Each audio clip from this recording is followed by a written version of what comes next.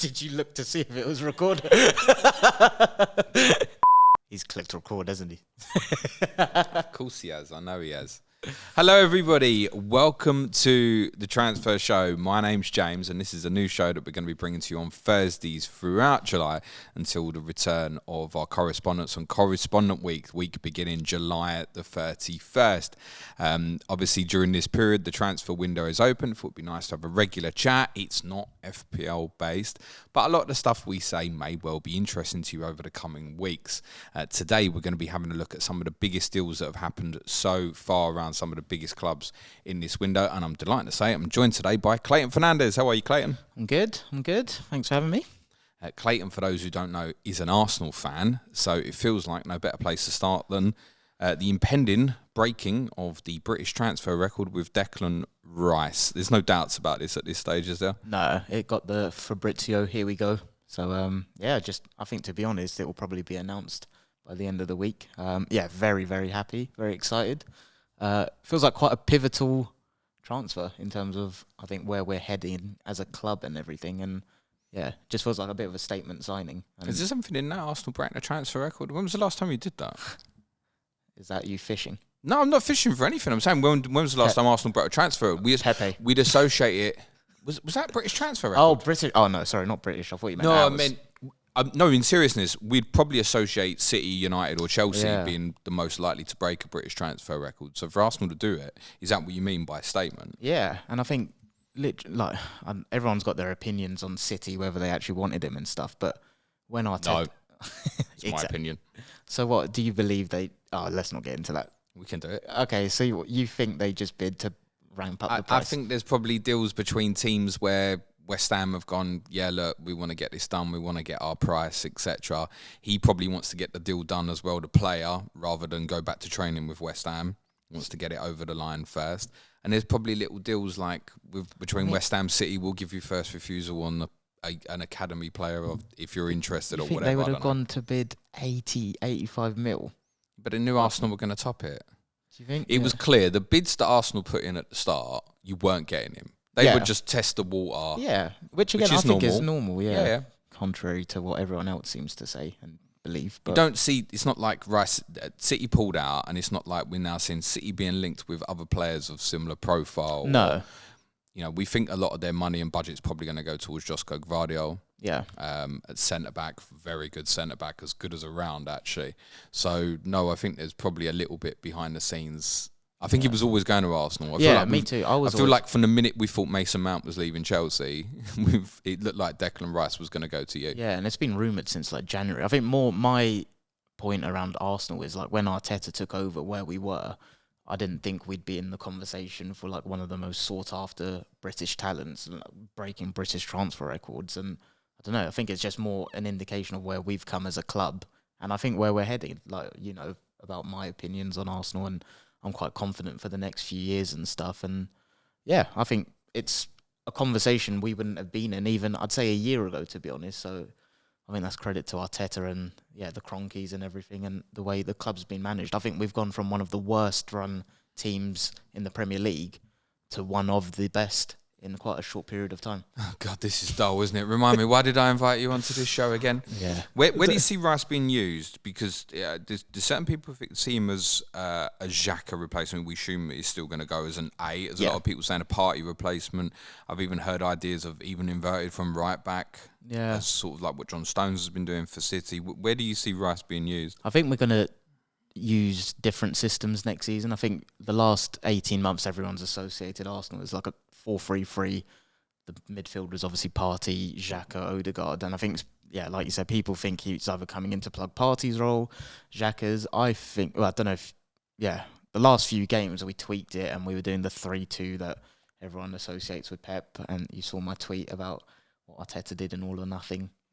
With Aaron Ramsdale up front. Yeah, that's the one. Yeah. But anyway, I think Rice is primarily going to be used in one of those two in front of the three. And I think, you're going to see a tweaking system from Arsenal. And, I think it's going to be something that fluctuates depending on the opposition. I don't think we're just going to play the same system every week like we did last season. And so I think there'll be some games where we do play that kind of 4-3-3 and he can play Xhaka's role, he can play Partey's, but I think primarily it's going to be the 3-2 and he'll be one of the two that sits in front. Do you think Partey will stay?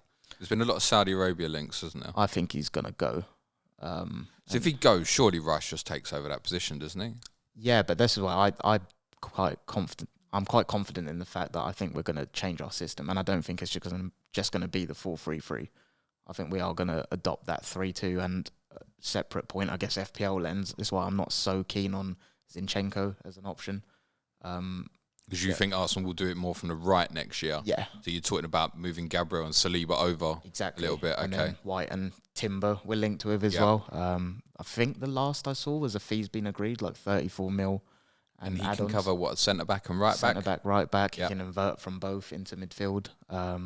So in terms of the actual question, in terms of where Rice will be used, I think he's just going to be... I think this is the thing in terms of like the 100 million. I know everyone's got their opinions on that, but I think if we're just looking as like the Arsenal project and where we've come from, we had one of the biggest rebuild jobs to do in terms of where we were to trying to become title challengers. And this, for me, just feels like the pivotal moment in the sense that Arteta's got his nucleus now. And it's like I've got one of these negative biases around when I hear high transfer fees like that, I associate it with attackers that will come in, score goals and stuff like that. I don't know why. It's just something I've got in my head. Whereas this guy, I think, is just he's potentially future club captain, potentially future country captain. And I think it's the effect that he has on everyone around him. And he's so coachable as well. And if you look at his evolution as a player at West Ham in terms of the roles he's done, I just think he's going to be Arteta's man for the next few years and hopefully lead us to many titles. Oh, God. Many honours. Stick to the neutral opinion. Yeah, in terms of where he'll be used, I think it will fluctuate.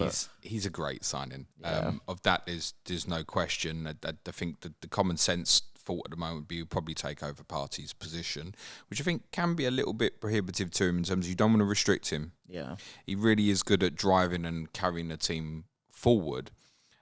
If he's not going to be the Xhaka replacement at 8, are we assuming therefore that Kai Havertz is? Yeah. And before I ask that question, what was your initial reaction as an Arsenal fan when you heard Kai Havertz being linked? Yeah, I was not happy.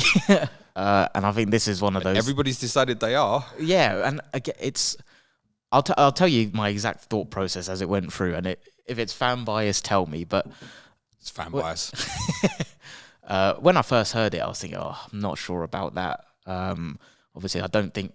the Leverkusen player, everyone knows how good he was, what his potential was, but we've not quite seen it consistently at Chelsea. So that was my kind of tunnel vision opinion on it. And then as time went on, I started consuming content from tactical brains online that I quite value their opinion.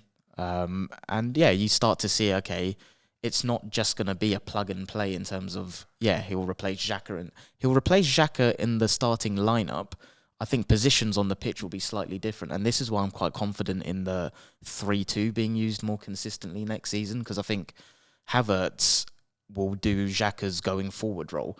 But I think the defensive stuff will be offset by someone like Gabriel and Saliba shifting over, Rice covering that area of the pitch in terms of the left side, defensive side of the things. And I think as Arsenal, we're going to look to just being simplistic, attackers are 5, defenders are 5. I mean, if you've got someone like Havertz in there whose profile is let him attack space, get him close to goal, and hopefully in the right environment, you'll get the best of him. That's kind of where I came round to it in the end. And also, gone.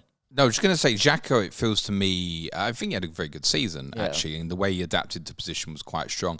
It felt like it was used as more of a decoy player quite a lot. He wasn't in terms of, he wasn't involved in the build-up so much anymore, and it was quite a lot about breaking into that position, similar to Odegaard. But when you're trying to punch the ball into there, you're punching into Odegaard rather than Xhaka back to goal. Yeah. So is the idea to use Havertz as almost like that, a decoy player who arrives late, almost like a second support striker? Yeah, I think so. And I think he'll be I think Odegaard's role will tweak slightly as well, in the sense that I think Havertz will be the one actually attacking the box, looking to get on the end of things a lot more. And yeah, to the actual question, I think that's why my opinion changed on things, because I was thinking quite simplistic in just one in, one out for Xhaka, and then it's like, no, I think tactically it will actually tweak a little bit. And when you start piecing it together, and also I'm just kind of at a point where I just trust Arteta so much in terms of, I think he's got this ability to identify underperforming players in certain environments and he can forward project into how well they'll do at Arsenal. And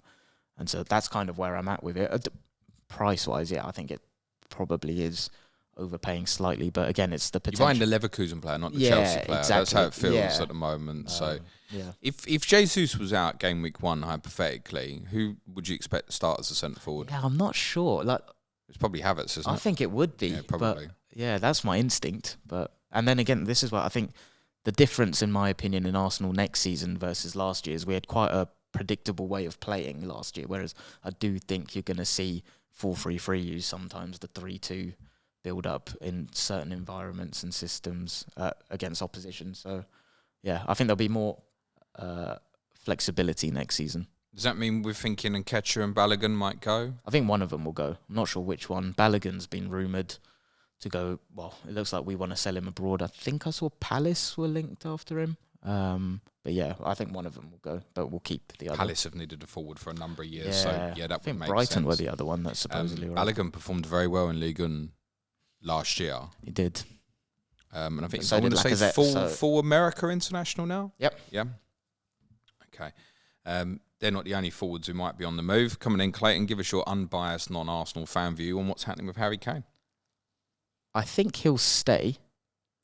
My potentially unpopular opinion is I don't think it will be the worst thing if Tottenham cash out now with a new manager and kind of reinvest into the style of get players that want to play the style of football and I can't even say his surname. Postecoglou wants to play. I don't think that will be the worst thing at all in terms of let him imprint his identity on your football club.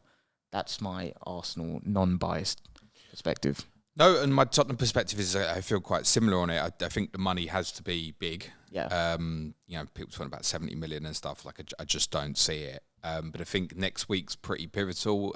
He'll come back to training with Tottenham next week with the other internationals, and I think an honest conversation will happen. And I get the sense that if Kane says I want out, which there's nothing to say that he definitely will, then Postecoglou might go upstairs and say, yeah, look, we need to sell him. Yeah. My big concern actually is that he stays for a year under this new manager, he evolves a new system and a new brand of football, and then he loses Kane next summer and he's like, he's got to start again. Yeah. It's almost like just rip the plaster off now, right? A little bit, yeah, I get that completely. Now, if Tottenham think they can keep Harry Kane and make the system work with Postecoglou with him staying, then of course that's the ideal scenario for everybody. But I think there's a serious bidder in Bayern Munich. Whether they're going to be... What was the bid they actually submit? Was it 90? It's rumoured sort of 70 million euros plus add-ons. I mean... What do you think Levy will accept? I think it's got to be in the £100 plus, or at least be realistic, i.e., there's 10 million if they win the Bundesliga. Realistic targets, so it's an 80 plus a 10 if you win the Bundesliga, another 10 if you win the Champions League, stuff like that. But it'd have to be some realistic in there, like a Bundesliga win, or, if he wins the Bundesliga Golden Boot, that kind of thing. Do you think he wants to go there? I don't know, and the argument, I've spoken about this a lot on our Patreon pods, that the argument is always, do you want to go and win trophies, or do you want to break the Premier League Golden Alan Shearer's record? But it's never as simple as that. Like, he's got 4 kids. Yeah, people what do you never really think of those factors. So we spoke about it with Declan Rice, and maybe he had no interest in going to Manchester City. Maybe he really wanted to stay in London. And none of us are in Harry Kane's shoes to know if maybe he is happy. Maybe his family would like to go to Germany. I have no idea. Maybe they don't. Maybe Bayern Munich are part of Kane getting the most amount of money out of a new contract and get out of Tottenham. Because one of my beliefs is, normally you get in this situation, and I feel... clubs are out of power. Right. Once you get a player into the last year of contract, they've got you, right? It's like, sell me now, has he just got or 1 you year? lose me for nothing, correct?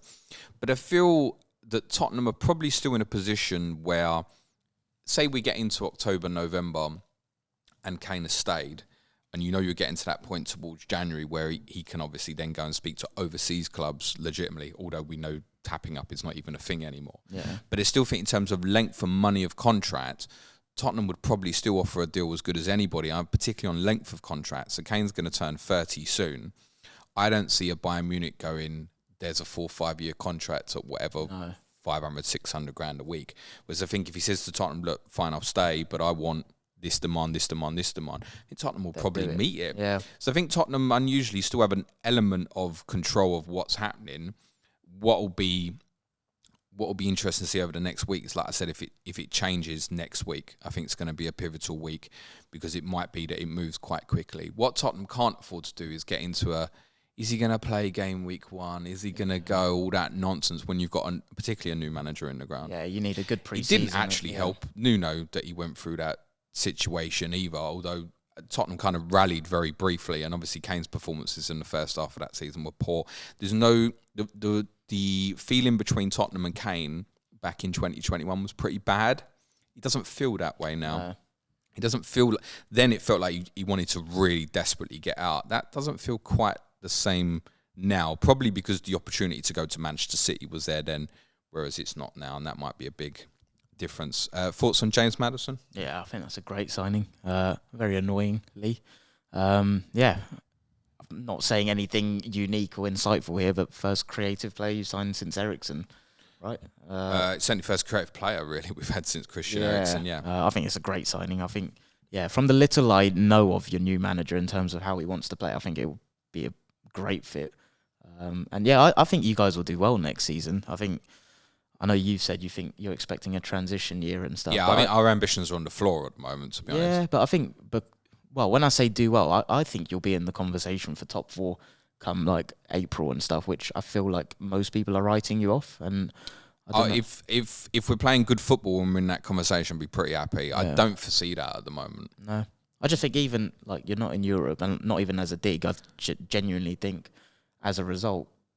But it is worth remembering that 5th might be enough for Champions League this year. And I forgot about that. Potentially opens up different doors. I think basically you're going to get 2 teams from best coefficient leagues on European performance for the coming season get an extra place. So you won't officially know till towards the end of next season, but I think in 3 of the last 4 years, an extra place would have gone to the 5th place team in England. So it could be Champions League drops to 5th. If it drops to 5th, then potentially becomes viable. I look at the 2 Manchester clubs yourselves and Liverpool at the moment. I just don't see where my team finishes above them. And Newcastle? then you're putting, well, that's what I'm saying. You're putting Newcastle in that conversation. The reason I don't put Newcastle in it as definitely above us is it's going to be a brand new experience for Newcastle this year. That's all. They need to beef up their squad. And we obviously we don't have any European competition or anything like that as a distraction. So do I think Newcastle finish above Tottenham? Yes, definitely. But I'm saying there's 4 teams I can't foresee us finishing above as it stands. What was your opinion on it? Happy? Yeah, of course. It's good price. 40 million is perfectly reasonable with a year left on the contract. I think it certainly helped that Leicester were in a kind of a need to sell position, I think, where they looked like they had restrictions on what they were spending last summer. So I think they were quite keen to get the money in the bank prior to the June 30th deadline, which was a similar position Tottenham managed to put Everton in with Richarlison last summer. I hope Maddison's better than Richarlison, by the way. I actually think Maddison might work out a better signing if Kane goes. Interesting. There's no doubt that Maddison will certainly create chances for Harry Kane, etc. Just think for Kane and Tottenham to work with Postecoglou, we need to surround that with a lot of legs. Yeah. And Maddison's greatest strengths is certainly on the ball. It's not to say he doesn't work hard. It's not to say he's slow. But I think Tottenham really need to put fast energy around Harry Kane to make that work off the ball. On the ball, it'll probably be like a dream. So Kane's not had a player like that for ages, right? I mean, the creativity in terms of production lines actually been Kane for Son quite a lot the last couple of years. So Kane won't do the kind of drop deep and be the playmaker as much then? Yeah, I'd still want him to do it, absolutely, yeah. You need people to go beyond. Tottenham haven't had that either. Like, to be honest, Dele Alli. Yeah. Someone to break into the box really late. So, I mean, at times last year, you had sort of Bentancur doing that quite a bit towards the start of last season. That's not really his game. You want him on the ball more. He's not going to be back available for a few more months yet. That'll make a big difference when he's available. New goalkeepers in. Vicario's quite highly rated. I can't profess to have seen too much of him, but it was a priority position that Tottenham had to get fixed. What's your thoughts, Clayton, on Mason Mount joining Manchester United? Yeah, again, I think it's for their team and structure, I think it's a good signing. It feels a bit similar in a weird way. It's kind of both Chelsea sales, but it feels a bit like that United might use Mount similar to how you're going to use Havertz, possibly. It's one of those where I mean, Chelsea fans are a lot more upset about losing Mount than Havertz, granted, but I feel like it's one of those where in both situations it suits the buying club. Like, I think Havertz will do well at Arsenal, Mount will do well at United, and Chelsea got fair fees for both of them, in my opinion. Didn't Mount have a year left as well? Yeah. If you compare that to Maddison. Yeah. But then Mount's got Champions League experience, Champions League winner, a lot more England caps, etc., and younger. Yeah, so I think Chelsea have sold well, but I think, Mount's a great buy for Man United, and I think he'll fit in very well there. What about you? Yeah, there might be a little shift in United. We've seen a lot with sort of Bruno Fernandes playing deeper at certain times last year next to Casemiro, or we've seen like a Fred or McTominay in there. I foresee Mount and Fernandes sort of alternating between coming short and going long, and it might be Ten Hag's strongest Ajax played system-wise in terms of the attacking front five, a little bit like yourselves and obviously what Manchester City do.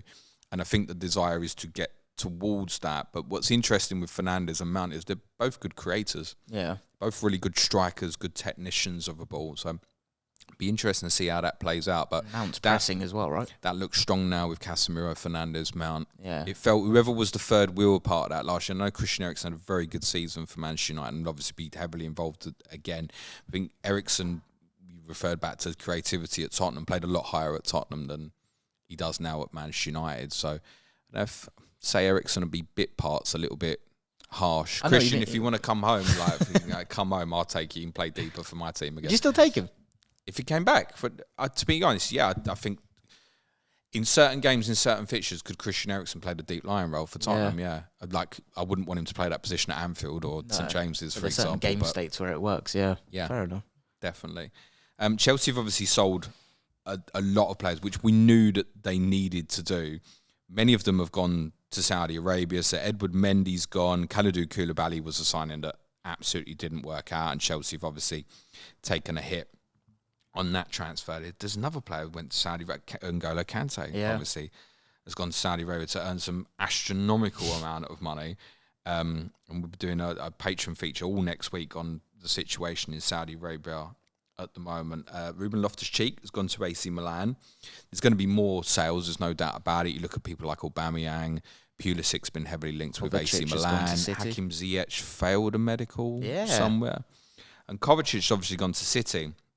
And if you look at that now, the only thing I reflect on Chelsea, and clearly it's a brand new team that's coming under a new manager, but you think that they've taken Kovacic, Havertz and Mount out of that situation, who would have all been part of, I think there's only 3 or 4 left from the Champions League winning team. Oh, wow. It's only 2 years ago. Yeah. So it's completely been overhauled. I think City have got a very good deal in Kovacic. A lot of people have referred to him as potentially a Gundogan replacement, though, but they're different players, aren't they? Very different. And that's where I think Pep's someone that never stands still as well, right? So he's probably thinking at his next, how does he evolve this team? As you know, one of the narratives I've been pushing about City next year is like psychologically, how do they? Here comes the Arsenal fan.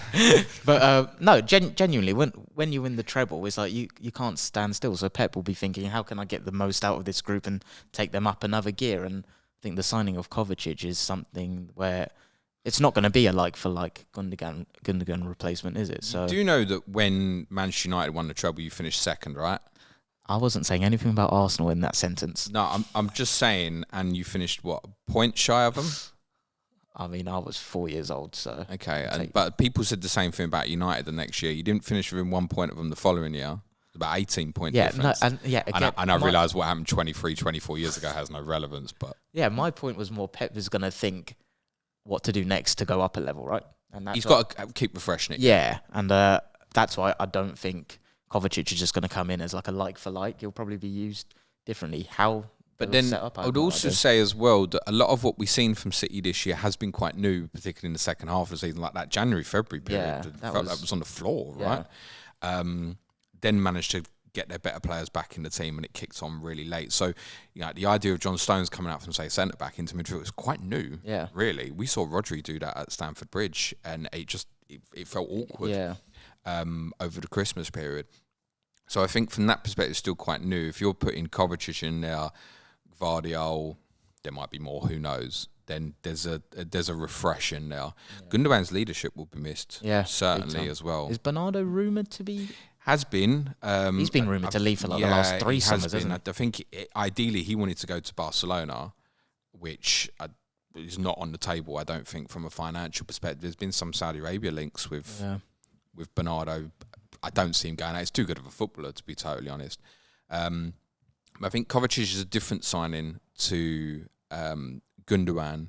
So who do you see picking up that goal scoring responsibility for City? That's what I'm not sure, and I think something's going to tweak. I just don't know what it is. I don't know if... Yeah, it's called Phil Foden at 7.5, listeners. Yeah, bloody hell. Forgot about that. But yeah, that's what I don't think it'll be Kovacic. So it's just... Kovacic isn't going to go and get like 10 to 12 goals for City. He's not that... But then this says so much about them. You wouldn't be surprised if he did go on some sort of run, right? Like Gundogan out of nowhere 3 years ago. He's one of them, I think, people think he's older than he is as well, Kovacic. Like 28, 29. Yeah, he's a very reasonable age. He's a player I really, really like. Whenever I watch Croatia, we've got Modric, Kovacic and Brozovic. Just tend to spend the whole game just watching that midfield three and how it works. So no, I think it's an astute sign. I think that's arguably the one you'd look at and go, have Chelsea got what the value of the player is there? Yeah, probably not. Not so sure, particularly that they have actually. On Chelsea, quickly, we talked about the sales and they've had a few incomings, right? So, is it Jackson? Yeah, Nicholas Jackson. I'm not overly familiar with, but there's every chance he may start as the starting number 9, subject to... I think Chelsea, almost more than anybody, if you want to bring fantasy into it for a second, is an absolute must-view in pre-season to see. Where do you think Nkunku will fit in then? I think he's best off someone who can go beyond someone. Right. Would be my take. I know Chelsea fans would disagree with this, but actually having someone like Lukaku in front of him might have worked quite nice. He's another player will love that. Who's almost certainly going to leave Chelsea. There's Lukaku's heavily rumoured to be going back to Inter Milan again with an obligation this time if that deal happens. But he can play through the middle. He can play wide. I mentioned on the podcast the other day that I owned him in UCL Fantasy last year, and he's the sort of player you have in there and yeah, you didn't have bad vibes about it. No. You'd look at your team before the Champions League kicked off and think, I fancy him to score, almost irrespective of who they're playing. So he's very capable. But then we've been through this before with players, particularly actually, people say Bundesliga tax. Yeah. People who've come from that league. Havertz and Werner are 2 examples at Chelsea, who started together a Champions League final and won it, by the way. But examples of players who have come over and not match the expectations in terms of goal scoring that people would have met. That might be a little bit harsh on Havertz, but on Werner, people thought he was going to go mad. Yeah, I was one of them. And Nkunku's not getting that rep at the moment, but he's very capable. His goals number record is very good. Missed chunks of last season through injury. I think he's an astute signing. We've obviously known since January that was going to happen. Yep. How much more they do incoming might be dependent on how much more goes out, but I would expect probably Moises Caicedo to end up there. I think my expectation at the moment. Yeah, me too. Particularly with you having the Rice deal done, it doesn't feel like Manchester United are still in the running in that position now. No. So it could be that it's open door for Chelsea, but I don't know. You'd almost think the player have a year in Europa League with Brighton and consider it more, because obviously no European football for Chelsea this year. Yeah. Either. Alexis Mac Allister is another player who's obviously left Brighton. Very astute signing for Liverpool. And Liverpool have also bought Dominik Szoboszlai. Can you say Nailed that pronunciation? Szoboszlai. As far as I'm aware, just leave the Zs out and it makes your life a lot easier. He's a very talented player, got a super shot on him. Has the same goals and assists record the last 2 years in the Bundesliga. 6 goals scored and 8 assists. Can play as a 10, can also operate in wide areas as well. Very two-footed, likeable player. Can beat a man in a dribble. Do you think the 3 for them is Fabinho, Mac Allister, Szoboszlai then? I'm not sure. Is the honest answer. Szoboszlai and how he fits in is a player I'm very keen to see. I mean, Mac Allister certainly fits one of those 2 positions, but I don't think we should forget players like Curtis Jones and Harvey Elliott, who are both with England under 21s. Congrats, lads. Good luck on Sunday. Who are very capable of pushing for being a regular starting place. You've still got Jordan Henderson, who started both games for England in the summer as well. So I think Szoboszlai can operate in wide areas as well. We saw in one game Cody Gakpo operate in a deeper position as well. So suddenly they look like they've got far more unit, right? Strength in that area. However, Fabinho's still the only real one in the sitting position that works, and he's regressed. Yeah. So the way they covered that towards the end of the season, obviously, was with Trent coming inside, as we know. Do you think they'll stick with that then? Other than the first time they really did it, which was the 2-2 draw against yourselves, we didn't really see it. against too many top teams towards the end of the season. Liverpool had a kind fixture running, and the one decent team that they really played over that period was Villa, and went to Anfield and played very, very well. Yeah. And should have won. Liverpool didn't do a lot in the first half of that game, so I think there's a little bit of unpredictability. But I think we all think Liverpool will be stronger this year. Yeah. I'm not quite there with title challenges though, which seems to be. I think the thing with them is they're very capable of putting that 7-8 wins in a row that gives you the opportunity to do that like you did at the start of the season. You had no expectation this time last year in terms of that, right? But you keep winning, and you start asking questions of yourselves. Yeah. And Liverpool, the year they did win the league, obviously had that crazy run, was it 18 of the first 19 won or something mad, where you just keep winning, you know you're in it. And they'd obviously had the experience of a couple of years of challenging City. The majority of that squad know how to do that. Win. Problem is, you go like you did in April and a couple of games without winning, City have got you, you're in trouble. So I wouldn't say Liverpool incapable of a title challenge. No. Like the bookies will have you and yourselves and Liverpool rated similarly at the moment. I just think defensively there's more that needs to be done there, personally. I don't think anyone ever doubts them going forward, and especially now with the recruitment, I'm not sure about them on the defensive side of things, personally. They might outscore a lot of teams, though. True. They've got enough attacking talent. You've got someone like Luis Diaz to come back in, who missed large chunks of last season. Was obviously a very talented player. So, yeah, Liverpool certainly would expect to be stronger. Brighton themselves, despite losing, obviously, Mac Allister, and there's every chance, unfortunately, they'll lose Caicedo as well, have made some very astute signings themselves. So James Milner's come in, ironically, from Liverpool. Yep. And they've also got Mahmoud Dahoud. He was very highly rated 2-3 years ago. I know he didn't play too much last season. He's a deep line playmaker who essentially is going to fit into the prototype of what you'd expect a Brighton number 6 to be. We're not talking fantasy asset here in any way, but he's play chicken. The chicken, if you will, press resistant, able to receive it from the centre backs, etc. João Pedro's coming from Watford. What do you make of that? Yeah, well, he could operate one of the wider areas, but I think he's probably more one of the front two, most probably with the system that Brighton play. And they've obviously got competition there with Welbeck. Evan Ferguson's a player we really like. It was a large chunk of money, reported sort of 30 million or so for João Pedro. So I don't think Brighton are investing for him not to be involved heavily. It's not to say he's a guaranteed first choice starter or anything. And the keeper signing, a lot of people are saying really positive things over the last week about, I checked notes, Bart Verbruggen, who's been signed from Anderlecht, who, as soon as I heard Brentford were interested as well, you go, these analytics two of the best people. Run clubs, yeah. Exactly. I should say Brentford were interested before they got Mark Flecken in. But yeah, he's likely to be an upgrade on Jason Steele. I did note that Brad Linden, one of our Brighton patrons, was saying on Slack last night that it wasn't certain that he'd be number 1 at the start. Okay. But certainly would become it. And that's purely because De Zerbi has such a style and strong will in terms of how he wants to play. It's like you learn it. If he's ready from the start in pre-season, then he's ready, and he is an upgrade on Jason Steele in goal. And what do you think Brighton's expectations should be for this season? I think because they've lost Mac Allister and there's a fair chance they'll lose Caicedo, and this time next year we might be having similar conversations about Ferguson, for example, that you're fighting a losing battle in a will because there are bigger fish, etc. In terms of, I talk about the football food chain, and Brighton are never going to be at the top of that, but it doesn't mean that they can't compete at the table as they have done for the last few years. I mean, if Brighton can match what they've done this year, would be very, very good. With once you hit that Thursday Sunday thing, it's brutal. I wouldn't say it's brutal. The draw is quite important in terms of how much it takes it out of you, what are the games before, afterwards, etc. But they had little periods like they played Forest midweek when there was a more condensed period, like straight after the FA Cup semi-final. It was like the legs weren't in them, etc. So that brings different challenges, which the likes of Villa and Newcastle are going to find that out this year as well. But they're a super team. I think if, in a weird way, if they'd have kept their players and didn't qualify for Europe at all, I generally probably would have been sitting here now saying I think they'll finish top 4. Yeah, me too. I actually think they'll go quite far in Europe, to be fair. I think they'll surprise quite a few on the continent.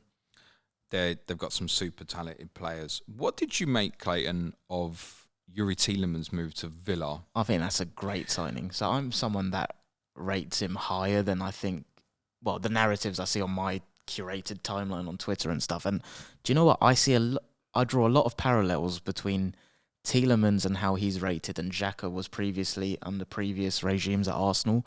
And a lot of that is the system and environment they were in. So with Xhaka, I think the narrative was always he can't defend and he makes so many mistakes. And I would always say, if you watched Arsenal under Emery, the acres of space he was having to operate within, it was just like no one would look good in that. And then you put him in an environment that's actually tactically astute. The irony is I'm using Emery as the example here, and he's now going to go play for Emery. But Emery's doing a great job at Villa, right? And I think it's a brilliant signing. Unai Emery had too many bastards. Yeah. Oh, shit, do you need to bleep that? I want to say shit as well. He had too many people there at Arsenal that were causing grief. Yeah. Basically. So I think Unai Emery is a very good coach. What's interesting about it, and I think you can sit on either side of the narrative here, I spoke this time last year about Villa getting Boubacar Kamara, who's a player I quite like, who was available on a free transfer from Marseille, and it was one of them. He just dropped, they got him, and he just broke into the France squad, and it was like, how Villa got this guy who's just brought into the France squad on a free transfer? Why is no one looking at him? And to be fair, Kamara had quite an injury hit season, which has probably stopped top four or whatever trying to buy him. There's been more talk about Douglas Luiz, who I think had a very good second half of the season for Villa and was linked with yourselves quite heavily in general last summer. But the Tielemans deal leaves me looking at how have Villa done this again? Really? Okay. A little bit. And it's not to underplay Villa. Like, to get Tielemans on a free transfer is a great coup, right? But this one more so because we know so much more about the player, and we've been sitting here in the past and been linking with him like £50 million moves to Manchester United or Liverpool and stuff. With the player, and almost looking at it now and going, why is no one else? We've all known for a long time that Youri Tielemans was going to be out of contract. Why has he chosen Aston Villa? And why have the very top clubs in the country not taken him? Interesting. And this is where, without sounding arrogant, I think he's a Europa League level player. I don't think he's quite Champions League level, personally. But then we knew that Liverpool needed midfield players, and some would argue been very tight with money. You've got a player there who's Premier League proven at that level. Yeah, I think available on a free transfer. It's style, right? So as highly as I rate him, I think it's very much he's coming in for control. He's coming in to dictate tempo and stuff. Whereas that intensity, again, I think the intensity thing is overblown with him personally. But you're not going to get that kind of the ongoing pressing and stuff. And that's what I do think.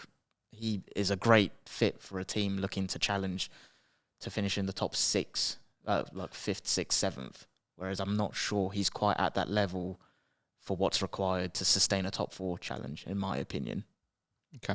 What do you think, though? I think he's a great player. I think it's only going back sort of before the World Cup. People were saying he's great form again. Him and Maddison were doing really well for Leicester. I just left the nagging doubt in my mind why no one else has gone for him. It looks on paper a great signing for Villa. We was here having our end of season party, and Lee Jackson, our Villa correspondent, was here. I broke the news to him. Was like, wow, like, but it was almost set. Is that right? Because it was so early as well. It was still early June. He's decided already he's going to Villa, so it's obviously been in agreement and in the pipeline for quite a while. On the face of it, from what I know, there's no reason to doubt that's a very good signing for Villa on a free transfer. It's just left me questioning why. Yeah. Who do you think their midfield will be then? Because they got good options now. They certainly do. I wouldn't be surprised if we saw at times Tielemans, Luiz and Kamara all played together. I think neither Luiz or Kamara are particularly Luiz or Tielemans are particularly suited to play that deeper role unless it's in games where they're going to have more control of the ball. Certainly didn't want to play out a lot more than what they've done previously. And Tielemans is generally a good press-resistant player, but he can get caught out on occasion. He can be sometimes a little slow to get his head up. When he has got it up, though, he can play. He's a very good player. What do you know about Sandro Tonali, Clayton? I'm going to be honest. Not a lot. Not much. And I'm going to be honest and say the same. I'm going off a lot of other people's opinions on this one. I was asked on our Patreon Q&A on Monday, how did he play for Milan against Tottenham? And the honest answer was, I didn't even know if he played or not. It's the honest answer. But it's obviously a very sizable chunk of money. He's a player I want to have a big look at in the next couple of weeks. We will presume he most likely goes into the midfield three, probably to the right side of that, with Gomeris staying at base and obviously Joel Linton as the third. But don't rule out your former academy boy, Joe Willock. Yeah. I think there was every chance he was going to be in the England squad if he hadn't got an injury. So Newcastle have added to a position where they certainly needed depth. I think Tonali can potentially, I'm told, play in the deeper role as well. Not someone that I think you'd be looking at as a fancy asset, but someone I promise you we'll come back to and do a bit more research on. From what I've heard of him, very, very highly rated. And Newcastle's recruitment is so good in terms of the strategy underpinning things. I know, obviously, they've got the funds. Everyone's aware of that. But it does feel like there's a clear strategy behind the profiles they're targeting. And that midfield on paper is so well balanced now. I like how they're approaching things. Yeah, growing stronger as we expect them certainly to do so. Wolves, I want to bring up briefly because I'd mentioned them on the pod the other day and said I was quite concerned about them. Since then, I think it's been confirmed, obviously, Nathan Collins is joining Brentford, and there's been large rumours since then that Max Kilman might be going as well, with a potential big bid coming in from Napoli. What's the deal there then? What? With Wolves? Yeah. I'm not sure. I think there's been some restrictions behind the scenes on the Fossum family's other businesses are quite restricted in terms of a bit of financial trouble. Now, in terms of the whole umbrella pyramid and the operation of it, Wolves is actually kind of a fraction of their empire, if you will, is the word I was looking for. But there was some speculation that there might have been a bit of FFP restriction in terms of they may have to sell more than buy. Ruben Neves was crown jewel, if you will, was obviously gone to Saudi Arabia as well. That was best part of 50, wasn't it? And not quite that much, 40-ish or so. But as Bradley Parker, our Wolves correspondent, said on Twitter the other day, like, is anyone going to be left? Yeah. And it's one of them you're looking at on the outside and thinking, I'm a bit worried for them if they don't start doing something quickly, because there's a few other bodies, and I know João Moutinho was coming towards the end of career, but it's another experienced player who's left. Adama Traore, who was on the verge of joining Barcelona and Tottenham for 20 million or so 18 months ago, just left on a free transfer. So they look like bodies. Connor Cody's gone to Leicester, so you think he's going to come back in. If Lopetegui was going to go to a back three. And if Kilman goes, you're just looking at going, what's there? Is Craig Dawson, Toti Gomez, centre-back? Yeah, that's a big drop from Kilman and... my mind's gone blank. I'm concerned for them. The point is, I think they're really a team to really keep an eye on over this transfer window. Yeah. And talking of outgoings, just before we finish, I'm going to get your opinion on David Raya's situation, Clayton. Yeah. I was convinced you guys were going to get him. Well, so was I, to be totally honest. But it seems Brentford stood quite strict on their valuation of the player, which was double, essentially, what we played for Vicario from Empoli. But they went in really early. It was one of the first deals done. We get Mark Flecken from, you're going to tell me, Freiburg. You did a bit of research on him, didn't you? Yeah, I didn't know anything about him. So he won the Golden Glove in Germany for a team that finished 5th. Pretty impressive. And then statistically, he was the 3rd best for saves, which I'm putting 2 and 2 together, thinking, okay, so this guy won the Golden Glove. He was active, having to make a lot of saves, and for a team that finished 5th. I don't know anything about him in terms of on the ball and stuff, but statistically, he is actually, the primary stuff for a goalkeeper. He looks strong. So I'll credit Nathan A. Clark from The Extra Inch, which is a Tottenham podcast, who'd done some research on goalkeepers a little while ago, because it was quite obvious Tottenham were looking for goalkeepers. And one of the top keepers that come out on the analytical data was Mark Flecken. And when you put like goalkeepers on a graph from like the top 5 leagues around Europe, Flecken and Raya sit like right next to each other. Brentford, it's like a clone. Brighton, and you think, okay, these are teams that are doing things the right way. So what's interesting now, though, is that we obviously think Manchester United are going to go in for Andre Onana. Yeah. That bid's coming in, and I think that's a deal that's probably going to happen. So the 3 teams that were kind of being linked with Raya with Tottenham have dealt with the issue. Manchester United looked like they're dealing with the issue, and the other one was Chelsea. Ah, okay. Who we think at the moment are quite happy to go with Kepa. Obviously, Mendy has gone. Yeah.